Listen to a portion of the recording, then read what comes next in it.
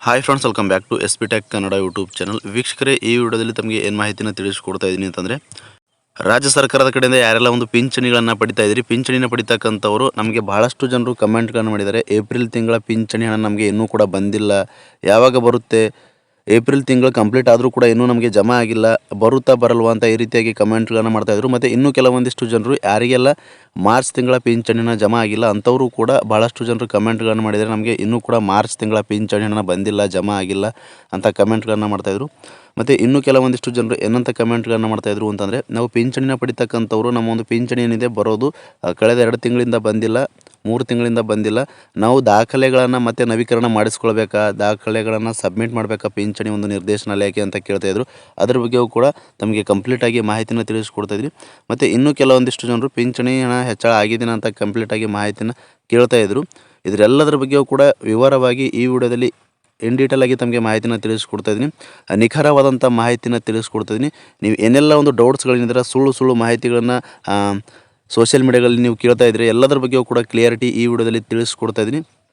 ಮತ್ತು ಯಾರೆಲ್ಲ ದಾಖಲೆಗಳ ನವೀಕರಣ ಮಾಡಿಸ್ಕೊಳ್ಬೇಕು ಮತ್ತು ಯಾರೆಲ್ಲ ಮಾಡಿಸ್ಕೊಳ್ಳದೆ ಇದ್ದರೂ ಕೂಡ ನಡೆಯುತ್ತೆ ಅಂತ ಈ ವಿಡಿಯೋದಲ್ಲಿ ಸಂಪೂರ್ಣವಾಗಿ ತಿಳಿಸ್ಕೊಡ್ತಾ ಇದ್ದೀನಿ. ಏಪ್ರಿಲ್ ಮತ್ತು ಮಾರ್ಚ್ ತಿಂಗಳ ಪಿಂಚಣಿ ಹಣಕ್ಕಾಗಿ ವೇಟ್ ಮಾಡ್ತಕ್ಕಂಥ ಯಾರೆಲ್ಲ ಒಂದು ಫಲಾನುಭವಿಗಳಿಗೆ ನಿಮಗೆ ಹಣ ಯಾವಾಗ ಬರುತ್ತೆ ಅಂತವು ಕೂಡ ಇಲಾಖೆಯ ಒಳಾಂಗಣ ಮೂಲಗಳಿಂದ ಮಾಹಿತಿನ ಪಡೆದುಕೊಂಡು ತಮಗೆ ಈ ವಿಡಿಯೋದಲ್ಲಿ ಮಾಹಿತಿನ ತಿಳಿಸ್ಕೊಡ್ತಿದ್ದೀನಿ. ಅದಕ್ಕೋಸ್ಕರ ಇನ್ನೂ ಯಾರು ವಿಡಿಯೋ ನೋಡುವಂಥ ಪ್ರತಿಯೊಬ್ಬರು ಕೂಡ ವಿಡಿಯೋಗೆ ಲೈಕ್ ಮಾಡಿಲ್ಲ ಅಂತಂದರೆ ತಪ್ಪದೇ ವಿಡಿಯೋಗೆ ಲೈಕ್ ಮಾಡಿ. ವಿಡಿಯೋಗೆ ಲೈಕ್ ಮಾಡಿದ ತಕ್ಷಣ ಹೈಪ್ ಅನ್ನೋ ಆಪ್ಷನ್ ಕೂಡ ಬರುತ್ತೆ, ಅದನ್ನು ಕೂಡ ಕ್ಲಿಕ್ ಮಾಡಿ. ಮತ್ತು ಇನ್ನೂ ಯಾರು ನಮ್ಮೊಂದು ಯೂಟ್ಯೂಬ್ ಚಾನಲ್ನ ಸಬ್ಸ್ಕ್ರೈಬ್ ಆಗಿಲ್ಲ ಅಥವಾ ಹೊಸದಾಗಿ ಯಾರಾದರೂ ನಮ್ಮೊಂದು ಯೂಟ್ಯೂಬ್ ಚಾನಲ್ನ ನೋಡ್ತಾ ಇದ್ದೀರಿ ಅಂತಂದರೆ ಈ ರೀತಿಯಾಗಿ ಸಬ್ಸ್ಕ್ರೈಬ್ ಅನ್ನೋ ಆಪ್ಷನ್ ಇರುತ್ತೆ, ಇಲ್ಲಿ ಸ್ಕ್ರೀನ್ ಮೇಲೆ ನೋಡ್ಕೊಳ್ಬೋದು.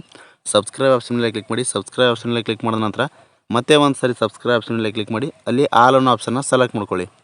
ಈ ರೀತಿ ಮಾಡೋದ್ರಿಂದ ಮುಂದೆ ನಾವು ಯಾವುದೇ ರೀತಿಯಾಗಿರತಕ್ಕಂಥ ಹೊಸ ಮಾಹಿತಿಗಳು, ಹೊಸ ವೀಡಿಯೋಗಳು, ಸಾರ್ವಜನಿಕರಿಗೆ ಉಪಯುಕ್ತವಾಗುವಂಥ ಮಾಹಿತಿಗಳು ನಮ್ಮ ಒಂದು ಯೂಟ್ಯೂಬ್ ಚಾನಲ್ ಮೇಲೆ ಅಪ್ಲೋಡ್ ಮಾಡಿದರೆ ನಿಮಗೆ ಮೊದಲಿಗೆ ನೋಟಿಫಿಕೇಷನ್ ಬರುತ್ತೆ. ನೋಟಿಫಿಕೇಷನ್ ಕ್ಲಿಕ್ ಮಾಡೋ ಮುಖಾಂತರವಾಗಿ ಹೊಸ ವೀಡಿಯೋಗಳ ನೋಟಿಫಿಕೇಷನ್ ನೀವು ಮೊದಲನೇದಾಗಿ ಪಡೆದುಕೊಳ್ಬೋದು ಅಂತ ಹೇಳ್ತಾ, ಬನ್ನಿ ವೀಕ್ಷಕರೇ, ತಡ ಮಾಡದೆ ವಿಡಿಯೋನ ಶುರು ಮಾಡೋಣ. ವೀಕ್ಷಕರೇ, ಮೊದಲನೇದಾಗಿ ತಮಗೆ ಮಾಹಿತಿನ ತಿಳಿಸೋದ್ರೆ, ಬಹಳಷ್ಟು ಜನರು ಏಪ್ರಿಲ್ ಮತ್ತು ಮಾರ್ಚ್ ತಿಂಗಳ ಪಿಂಚಣಿ ನಮಗೆ ಇನ್ನೂ ಕೂಡ ಬಂದಿಲ್ಲ, ಯಾವಾಗ ಬರುತ್ತೆ ಅಂತ ಕಮೆಂಟ್ಗಳನ್ನು ಮಾಡ್ತಾಯಿದ್ರು. ಇದ್ರ ಬಗ್ಗೆ ತಮಗೆ ಮಾಹಿತಿನ ತಿಳಿಸುವುದಾದರೆ ವೀಕ್ಷಕರೇ, ಸರ್ಕಾರದ ಕಡೆಯಿಂದ ಈ ಒಂದು ಮಾರ್ಚ್ ತಿಂಗಳಲ್ಲಿ ಏನಿರುತ್ತೆ ಫೈನಾನ್ಷಿಯಲ್ ಇಯರ್ ಎಂಡ್ ಮಂತ್ ಇರುವ ಕಾರಣಕ್ಕಾಗಿ ಸರ್ಕಾರದ ಕಡೆಯಿಂದ ಯಾವೆಲ್ಲ ಒಂದು ಯೋಜನೆಯ ಪಿಂಚಣಿದಾರರಿಗೆ ಹಣಗಳನ್ನು ಜಮಾ ಮಾಡೋದು ಪೆಂಡಿಂಗ್ ಇಟ್ಕೊಂಡಿರ್ತಾರೆ, ಸೊ ಅಂಥ ಎಲ್ಲ ಕೆಲಸಗಳು ಕೂಡ ಮಾರ್ಚ್ ಮಂತಲ್ಲಿ ಕಂಪ್ಲೀಟ್ ಮಾಡಬೇಕಾಗಿರುತ್ತೆ ವೀಕ್ಷಕರೇ. ಅವರು ಏನು ಪೆಂಡಿಂಗ್ ಹಣನ ಜಮಾ ಮಾಡೋದಿರುತ್ತೆ, ಎಲ್ಲ ಒಂದು ಯೋಜನೆಗಳಾಗಿರ್ಬೋದು, ಎಲ್ಲ ಒಂದು ಯೋಜನೆಗಳಿಗೆ ಯಾವೆಲ್ಲ ಒಂದು ಯೋಜನೆಗಳಿಗೆ ಪೆಂಡಿಂಗ್ ಇರುತ್ತೆ ಹಣನ, ಅಂಥ ಎಲ್ಲ ಕೆಲಸಗಳು ಕೂಡ ಕಂಪ್ಲೀಟ್ ಮಾಡೋದಾಗಿರುತ್ತೆ. ಹೀಗಾಗಿ ಮಾರ್ಚ್ ತಿಂಗಳಲ್ಲಿ ಹಣನ ಲೇಟಾಗಿ ಜಮಾ ಆಗಿರುವಂಥದ್ದು, ಮಾರ್ಚ್ ತಿಂಗಳಲ್ಲಿ ಬರಬೇಕಾಗಿರುವಂಥ ಹಣ ಏಪ್ರಿಲ್ ತಿಂಗಳಲ್ಲಿ ಜಮಾ ಆಗಿರುವಂಥದ್ದು.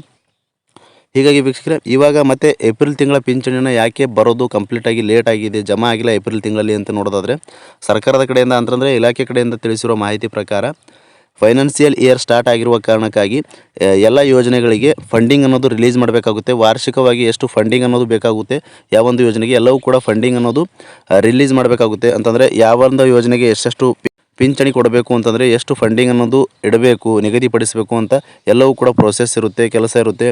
ಎಲ್ಲವೂ ಕೂಡ ಪ್ರೋಸೆಸ್ ಕಂಪ್ಲೀಟ್ ಆಗುವವರೆಗೂ ಕೂಡ ಪಿಂಚಣಿನೂ ಕೂಡ ಬರೋದು ಇನ್ನೂ ಕೂಡ ಲೇಟ್ ಆಗುತ್ತೆ ಅಂತ ಮಾಹಿತಿಯನ್ನು ತಿಳಿಸಿರುವಂಥದ್ದು.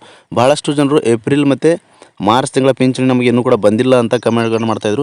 ಬಂದಿಲ್ಲ ಅಂತಂದರೆ ಯಾವುದೇ ರೀತಿಯಾಗಿರ್ತಕ್ಕಂಥ ತಲೆ ಕೆಡಿಸ್ಕೊಳ್ಳೋ ಅವಶ್ಯಕತೆ ಇಲ್ಲ. ಯಾಕೆ ಅಂತಂದರೆ ಇಲಾಖೆ ಕಡೆಯಿಂದನೇ ಮಾಹಿತಿನ ಬಂದಿರುವಂಥದ್ದು ವೀಕ್ಷಕರೇ.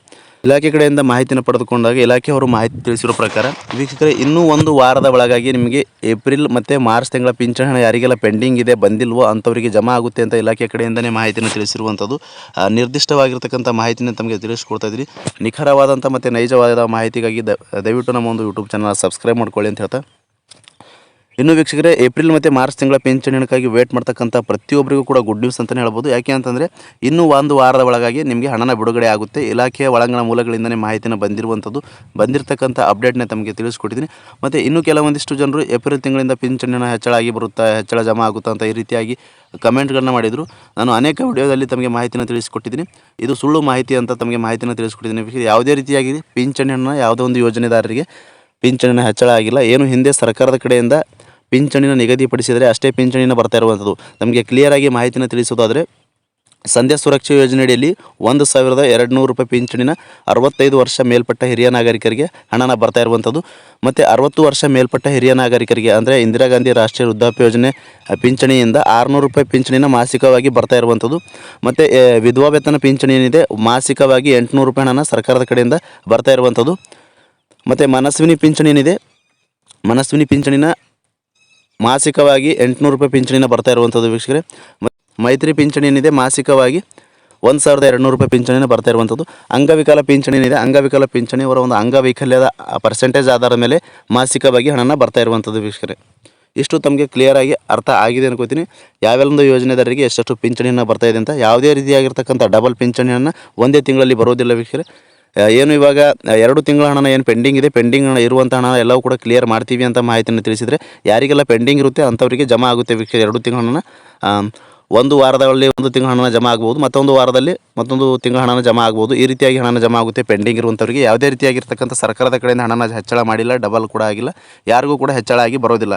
ಈ ಹಿಂದೆ ಎಷ್ಟು ನಿಮಗೆ ಹಣನ ಬರ್ತಾ ಇತ್ತು ಅಷ್ಟೇ ಹಣನ ಬರುವಂಥದ್ದು ವೀಕ್ಷಕರೇ. ಇನ್ನು ಮುಂದೆ ಕೂಡ ಸರ್ಕಾರದ ಕಡೆಯಿಂದ ಏನಾದರೂ ಪಿಂಚಣಿದಾರರಿಗೆ ಪಿಂಚಣಿ ಹೆಚ್ಚಳ ಮಾಡಿದ್ರು ಅಂದರೆ ನಾನು ಖಂಡಿತವಾಗಿ ವಿಡಿಯೋ ಮುಖಾಂತರ ತಮಗೆ ಮಾಹಿತಿನ ತಿಳಿಸ್ತೀನಿ ಅಂತ ಹೇಳ್ತಾ, ಇನ್ನು ವೀಕ್ಷಕರೇ 3ನೇ ಅಪ್ಡೇಟ್ ಆಗಿ ಭಾಳಷ್ಟು ಜನರು ನಮ್ಮದು ಪಿಂಚಣಿನ ಬರ್ತಾ ಇಲ್ಲ, ಕಂಪ್ಲೀಟಾಗಿ ಸ್ಟಾಪ್ ಆಗಿದೆ, 2 ತಿಂಗಳಿಂದ ಬರ್ತಾ ಇಲ್ಲ, 3 ತಿಂಗಳಿಂದ ಬರ್ತಾ ಇಲ್ಲ ಅಂತ ಕಮೆಂಟ್ಗಳನ್ನು ಮಾಡ್ತಾಯಿದ್ರು. ಇದ್ರ ಬಗ್ಗೆ ತಮಗೆ ಮಾಹಿತಿನ ತಿಳಿಸೋದಾದರೆ, ಸರ್ಕಾರದ ಕಡೆಯಿಂದನೇ ಏನು ಪಿಂಚಣಿಗಳನ್ನ ಪರಿಷ್ಕರಣೆ ಮಾಡ್ತಾ ಇರುವ ಕಾರಣಕ್ಕಾಗಿ ಪಿಂಚಣಿ ಪರಿಷ್ಕರಣೆಯಲ್ಲಿ ಯಾರೆಲ್ಲ ಒಂದು ಅನರ್ಹ ಪಿಂಚಣಿದಾರರು ಅಂತ ಕಂಡು ಬರ್ತಾರೆ ಅಂಥ ಪಿಂಚಣಿಗಳನ್ನು ರದ್ದು ಮಾಡ್ತಾ ಇದ್ದಾರೆ, ಸಸ್ಪೆಂಡ್ ಮಾಡ್ತಾ ಇದ್ದಾರೆ. ಹೀಗಾಗಿ ಯಾರ್ದೆಲ್ಲ ರದ್ದಾಗಿದೆ, ಸಸ್ಪೆಂಡ್ ಆಗಿದೆ ಅಂಥವರು ನಿಮ್ಮ ಒಂದು ದಾಖಲೆಗಳನ್ನು ನವೀಕರಣ ಮಾಡ್ಕೊಳ್ಬೇಕು ಅಂತ ಇಲಾಖೆ ಕಡೆಯಿಂದನೇ ಮಾಹಿತಿನ ಸೂಚನೆ ನೀಡಿರುವಂಥದ್ದು. ಹೀಗಾಗಿ ಯಾರಿಗೆಲ್ಲ ಈ ರೀತಿಯಾಗಿ ಪ್ರಾಬ್ಲಮ್ ಆಗ್ತಾ ಇದೆ, ಹಣನ ಬಂದಿಲ್ಲ ಅಂಥವರು ನಿಮ್ಮ ಒಂದು ದಾಖಲೆಗಳನ್ನು ಪಿಂಚಣಿ ನಿರ್ದೇಶನಾಲಯಕ್ಕೆ ಭೇಟಿ ನೀಡಿ ಅಥವಾ ನಿಮ್ಮ ಒಂದು ವಿ ಅವರಿಗೆ ಭೇಟಿ ನೀಡಿ ನಿಮ್ಮ ದಾಖಲೆಗಳನ್ನು ನವೀಕರಣ ಮಾಡ್ಕೊಳ್ಬೇಕು. ಜೊತೆಗೆ ಯಾರಿಗೆಲ್ಲ ಒಂದು ಆದಾಯ ಪ್ರಮಾಣ ಪತ್ರದಲ್ಲಿ ಆದಾಯ 32,000ಕ್ಕಿಂತ ಹೆಚ್ಚಿಗೆ ಇದೆ ಅಂಥವರು ಕೂಡ ನಿಮ್ಮ ಒಂದು ಪಿಂಚಣಿ ನಿರ್ದೇಶನಾಲಯದ ಮುಖ್ಯ ಅಧಿಕಾರಿಗಳಿಗೆ ಭೇಟಿ ನೀಡಿ ಒಂದು ಅರ್ಜಿನ ಬರೆದು ಈ ರೀತಿಯಾಗಿ ನಮ್ಮ ಒಂದು ಆದಾಯ ಪ್ರಮಾಣ ಪತ್ರದಲ್ಲಿ ಆದಾಯ ಹೆಚ್ಚಿರುವ ಕಾರಣಕ್ಕಾಗಿ ನಮ್ಮ ಒಂದು ಪಿಂಚಣಿ ರದ್ದಾಗಿದೆ, ಸಸ್ಪೆಂಡ್ ಆಗಿದೆ, ನಮ್ಮ ಪಿಂಚಣಿ ಯಥಾಸ್ಥಿತಿಯಾಗಿ ಚಾಲ್ತಿ ಮಾಡಿಕೊಡಬೇಕು ಅಂತ ಒಂದು ಅರ್ಜಿನ ಮನವಿ ಪತ್ರವನ್ನು ಸಲ್ಲಿಸಬೇಕಾಗುತ್ತೆ. ಸಲ್ಲಿಸಿದಾದ ನಂತರ ನಿಮಗೆ ಮತ್ತೆ ಪಿಂಚಣಿ ಏನಿದೆ ಯಥಾಸ್ಥಿತಿಯಾಗಿ ನಿಮ್ಮ ಒಂದು ದಾಖಲೆಗಳನ್ನು ಕೂಡ ಎಲ್ಲವೂ ಕೂಡ ವೆರಿಫೈ ಮಾಡ್ತಾರೆ. ವೆರಿಫೈ ಮಾಡಿದ ನಂತರ ನಿಮ್ಮ ಒಂದು ಪಿಂಚಣಿ ಏನಿದೆ ಯಥಾಸ್ಥಿತಿಯಾಗಿ ಚಾಲ್ತಿ ಮಾಡಿಕೊಡ್ತಾರೆ ವೀಕ್ಷಕರೇ. ಇಷ್ಟು ತಮಗೆ ಕಂಪ್ಲೀಟಾಗಿ ಅರ್ಥ ಆಗಿದೆ ಅನ್ಕೋತೀನಿ. ಮತ್ತು ಇನ್ನೂ ಕೆಲವೊಂದಿಷ್ಟು ಜನರು ನಮಗೆ ಕಮೆಂಟ್ಗಳನ್ನು ಮಾಡ್ತಾಯಿದ್ರು. ಏನಂತ ಕಮೆಂಟ್ಗಳನ್ನು ಮಾಡ್ತಾಯಿದ್ರು ಅಂತ, ಪಿಂಚಣಿದಾರರಿಗೆ ಹಣನ ಬರ್ತಾ ಇಲ್ಲ ಅಥವಾ ಬೇರೆ ಯೋಜನೆಗಳಿಗೆ ಹಣನ ಸರ್ಕಾರದ ಕಡೆಯಿಂದ ಬಿಡುಗಡೆ ಆಗ್ತಾ ಇದೆಯಾ ಅಂತ ಕೇಳ್ತಾಯಿದ್ರು. ಸರ್ಕಾರದ ಕಡೆಯಿಂದ ಯಾವೊಂದು ಯೋಜನೆಗಳಿಗೂ ಕೂಡ ಸರ್ಕಾರದ ಕಡೆಯಿಂದ ಇನ್ನೂ ಕೂಡ ಹಣನ ಬಿಡುಗಡೆ ಆಗಿಲ್ಲ ವೀಕ್ಷಕರೇ.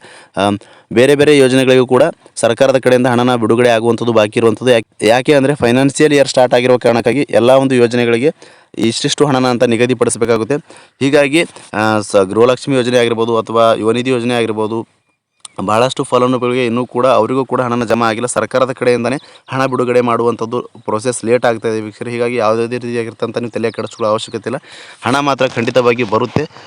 ಮಾತ್ರ ಸರ್ಕಾರದ ಕಡೆಯಿಂದ ನಿರ್ದಿಷ್ಟವಾದಂಥ ದಿನಾಂಕಕ್ಕೆ, ಸಮಯಕ್ಕೆ, ಸರಿಯಾದ ಸಮಯಕ್ಕೆ ಹಣನ ಬಿಡುಗಡೆ ಮಾಡ್ತಾ ಇಲ್ಲ. ಸರ್ಕಾರದ ಕಡೆಯಿಂದನೇ ಲೇಟಾಗಿ ಹಣನ ಬಿಡುಗಡೆ ಮಾಡ್ತಾಯಿದ್ದಾರೆ. ಹೀಗಾಗಿ ನಿರ್ದಿಷ್ಟವಾದಂಥ ದಿನಾಂಕ ಮತ್ತು ಇಂತಹ ದಿನಾಂಕನೇ ನಿಮಗೆ ಹಣನ ಜಮಾ ಆಗುತ್ತೆ ಅಂತ ಇಲಾಖೆ ಕಡೆಯಿಂದನೇ ಸರಿಯಾಗಿ ಮಾಹಿತಿನ ತಿಳಿಸ್ತಾ ಇಲ್ಲ. ಹೀಗಾಗಿ ನಿಮಗೆ ಇಂತಹ ದಿನಾಂಕನೇ ಹಣನ ನಿಮ್ಮ ಒಂದು ಅಕೌಂಟಿಗೆ ಜಮಾ ಆಗುತ್ತೆ, ನಿಮ್ಮ ಒಂದು ಖಾತೆಗೆ ಬರುತ್ತೆ ಅಂತ ನಾವು ಕೂಡ ಕ್ಲಿಯರಿಟಿನ ಕೊಡೋದಕ್ಕೆ ಆಗೋದಿಲ್ಲ ವೀಕ್ಷಕರೇ. ಹೀಗಾಗಿ ಸರ್ಕಾರದ ಕಡೆಯಿಂದ ಅಂತಂದರೆ ಇಲಾಖೆ ಕಡೆಯಿಂದನೇ 1 ವಾರದ ಒಳಗಾಗಿ ಹಣನ ಬಿಡುಗಡೆ ಆಗುತ್ತೆ ಅಂತ ಮಾಹಿತಿಯನ್ನು ತಿಳಿಸಿದ್ದಾರೆ. ತಿಳಿಸಿರ್ತಕ್ಕಂಥ ಅಪ್ಡೇಟ್ನೇ ತಮಗೆ ತಿಳಿಸ್ಕೊಟ್ಟಿದ್ದೀನಿ. ಈ ಮಾಹಿತಿ ತಮಗೆ ಉಪಯುಕ್ತವಾಗಿದ್ದರೆ ದಯವಿಟ್ಟು ವಿಡಿಯೋಗೆ ಲೈಕ್ ಮಾಡಿ. ಮತ್ತು ಈ ಒಂದು ಮಾಹಿತಿ ತಮಗೆ ಇಷ್ಟವಾದರೆ ಎಲ್ಲ ಕಡೆಯೂ ವಿಡಿಯೋನ ಶೇರ್ ಮಾಡಿ ಅಂತ ಹೇಳ್ತಾ, ಫ್ರಮ್ ಬಿಗಿನಿಂಗಿಂದ ಎಂಡ್ವರೆಗೂ ಈ ಒಂದು ವಿಡಿಯೋನ ಮಿಸ್ ಮಾಡದೆ ಕಡೆ ತನಕ ವಾಚ್ ಮಾಡಿದಂಥ ಪ್ರತಿಯೊಬ್ಬರಿಗೂ ಕೂಡ ಹೃದಯಪೂರ್ವಕ ಧನ್ಯವಾದಗಳು ಸ್ನೇಹಿತರೆ. ಮತ್ತೆ ಇದೇ ರೀತಿಯಾಗಿರ್ತಕ್ಕಂಥ ಮಾಹಿತಿಯೊಂದಿಗೆ ಭೇಟಿ ಆಗ್ತಿರೋಣ. ಅಲ್ಲಿವರೆಗೂ ನಮಸ್ಕಾರ.